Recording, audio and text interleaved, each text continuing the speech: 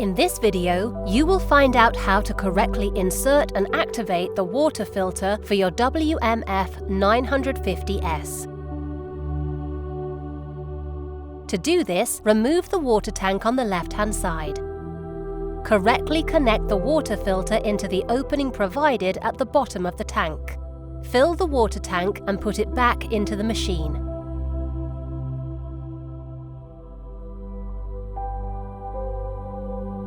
The carbonate hardness determines the capacity of the water filter. You can find this in the supplied machine user manual.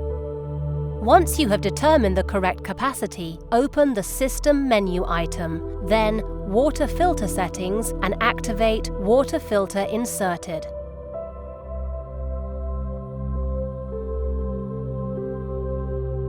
Then enter the correct capacity and confirm it.